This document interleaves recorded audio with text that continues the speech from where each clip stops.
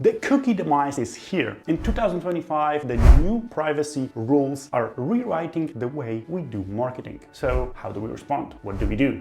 We stop, or shall we go home, pack our bags and go home? I don't think so. So let me just start really quickly by explaining to some of you that might not know that, what are actually cookies. So cookies are small files that are being stored on your computer within your browser and that help track your activity across websites, across platforms, and across the things that you are actually doing on web. And of course, the narrative is to deliver you the personalized ads according to your preferences, but the reality is that in order to just push things to you that you've just checked out recently and that might be interesting for you. So that's it. But from a marketing perspective, for years, the third-party cookies have been a cornerstone of digital marketing. They allowed marketers to track users across different websites, different platforms, understand their behavior, and deliver personalized experience, personalized ads. But now, cookies are being phased out. Why? For multiple reasons. The first one, of course, is privacy concerns, so many people just don't want their stuff to be tracked, and that's obvious. The second one is the regulations, so the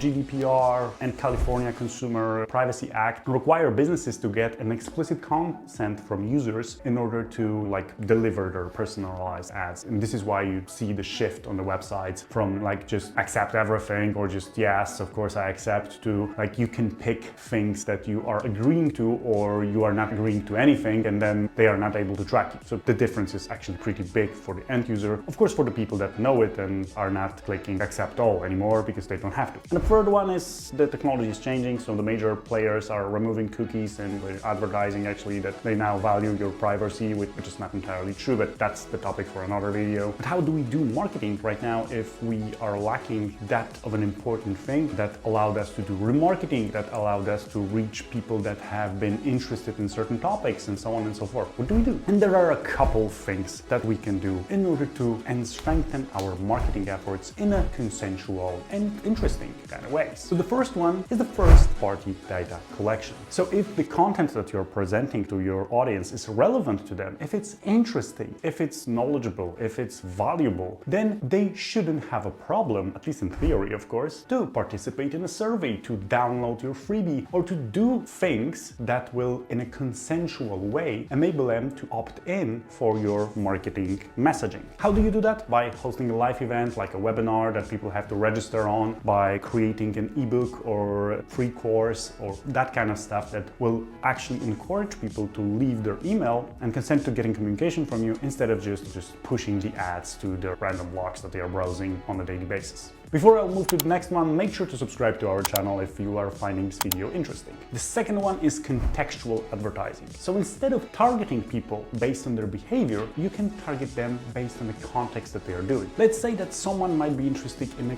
cloud solution that you are selling. So instead of targeting them based on the things, the places that they have visited, you might build relationships, partnerships with bloggers that are blogging about certain topics in order to attract people to your solution. You can look even further by, for example, targeting a service that is writing about productivity in a workplace or about increasing the security of IT infrastructure. Because if someone is looking for a cloud solution, or not even looking but reading actively on the content that is relevant, they might just be interested in your solution. If you would like to get more valuable information about B2B sales and marketing, join our email broadcast, where we share resources with valuable information, marketing tools and case studies of successful campaigns, proven scenarios for B2B sales, useful tools, and a ton more to help you improve your sales and marketing game and generate more leads.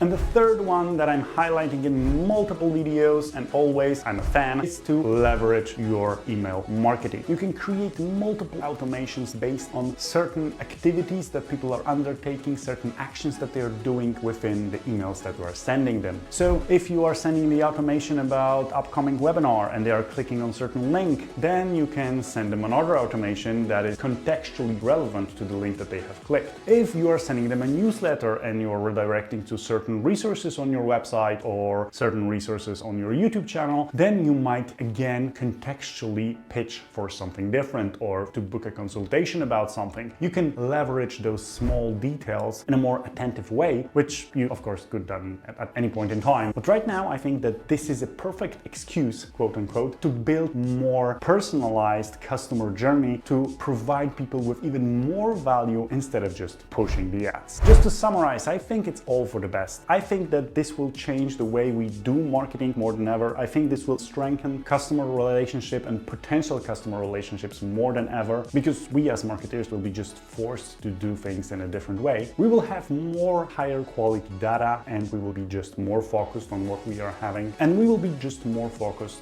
on the data that we have actually collected in a consensual way, of course, and we'll be forced to build future-proof strategies that will actually deliver value. And the value-driven marketing is the best marketing out there, at least in my opinion. Let me know in the comment section down below, what do you think about the video? If you have any ideas about topics around B2B sales and marketing, also do drop them in the comment section down below. I hope that this video was helpful to you. Thanks for watching and have a great rest of your day.